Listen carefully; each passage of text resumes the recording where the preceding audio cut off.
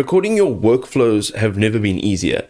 Gone are the days of trying to store and share large screen recording files. And trust me, I know. Gone are the days of setting up software which is super complicated, or microphones that don't pick up your voice, jumping in and out of Windows settings, trying to figure out what is actually going on. All just to find out that your computer doesn't have enough juice to make a decent quality screen recording. And all this just to capture a simple, straightforward process. It all seems just too much effort.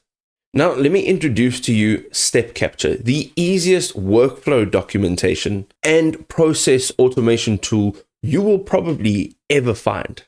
It's focused specifically on capturing, mapping, and automating your processes in a step-by-step format. The setup is super quick and it's a whole lot easier to use. Let me show you how. Oh yes, before we start, make sure that you use the link in the description below to get started. You can even follow along while watching this video. Let's jump in. Now, if you've used the link in the description, you'll find yourself on this page, and what you want to do is travel to the top right hand side and click on Get Started for free. You'll go through a very short onboarding process where StepCapture will just figure out who you are and what you'd like to use StepCapture for. I'm going to go ahead and click on Sign In, and I'm just going to go down to this I already have an account and add my details in.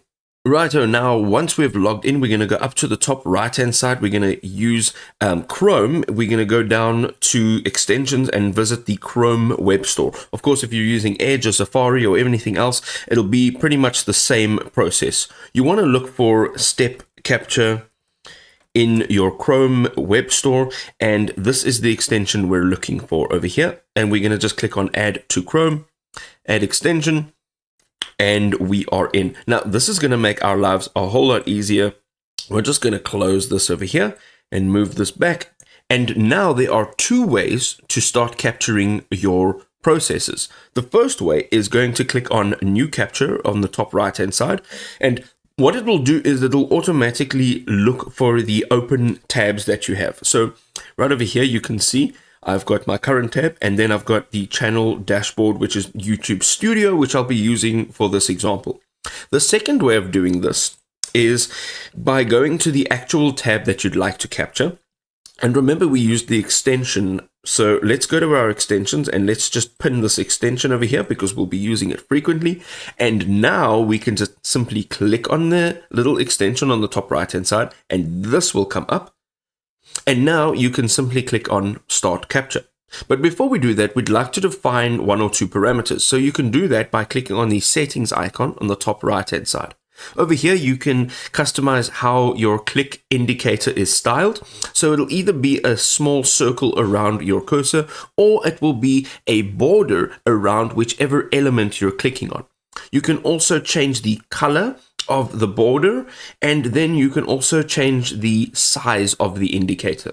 What I'm going to do is I'm going to leave it just like that. I'm going to just use the border style, which is my preference. And now we can just go back into our home page, and now we can click on Start Capture. Now let's say I would like to capture a very simple process. Already what's happened is it has given me the first step, which is to get onto this page. It's also given me a URL, which of course we can change at a later stage because this is my URL. We can now see that wherever we put our cursor, it will now put that border around that. So let's go ahead, and every time you click, you'll see on the right hand side, it creates a card. So it's given a card description as well as a screenshot, which again, we will be able to at a later stage edit this. You can also pause, you can blur out, or you can delete a particular slide. So we can now, just for example purposes, we can go down and look at settings, and let's click on settings. And now we can perhaps go down to upload defaults.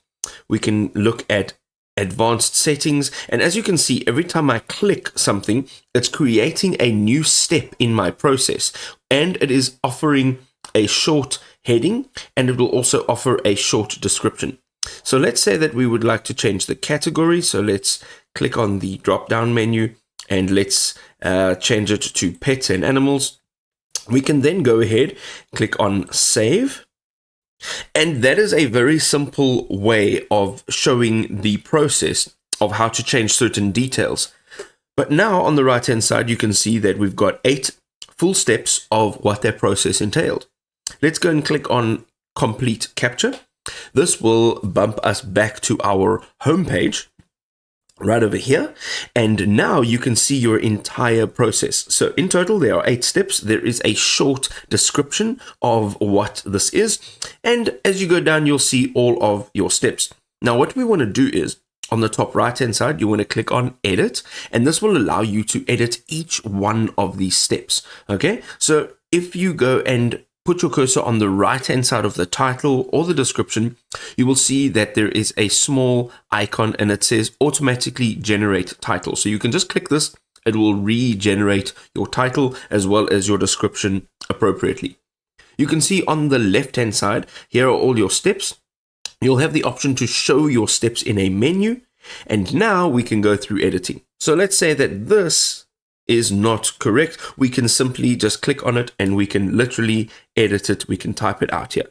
We can also go down, and each one of these steps, as we said, the URL is incorrect, so we can just change that appropriately. We can also add steps in between our steps that have already been processed, and then you can change certain things like click here, right? So what we can do is we can say click on hamburger menu. We can also add that description, and then in the actual screenshot itself, you can actually move it around as well as zoom in. So you can see over there, we've zoomed into where we're clicking. Over here, you can see it says click settings. That sounds great. Here it says click upload defaults. Here it says advanced settings. That's great. Click right icon. So here we can say open drop down menu. And that is a little bit more accurate. We can then go down and we can say, instead of click pets and animals, we can say select category. And that is more appropriate. And as you go down, you can just change whatever you need to change to make sure that it is more accurate. Now, once you are done with this, you can also reorder some of your slides if you would like to. But once we're done, we can also then just change the indicator style, indicator color, and the indicator size. But when you're done, you can go ahead on the top right and you're going to click on save. Now, once you've clicked on save, there are a few other options that you have. Once you've saved it, it will now show up in your dashboard. So if you just go back right over here, you'll see that it'll show up under your recent captures. To take this very capture and click on share and export, you'll have many options. First of all, you have the option to copy the link, and this will be able to be shared over an email or chat or sent directly to specific people. You can also set a password for it. So this means you can literally have it password protected. You can also have a password auto-generated, and then you can also embed this into your platform. Maybe you have a website, maybe you have something else that you're using. You can actually embed this, and this will come up as a slide, or it'll come up as individual steps. So you can see that this is the way it looks when you use it as steps. And when you select slides, you'll see there's a get started, and you can go through each and every slide, as you can see over here.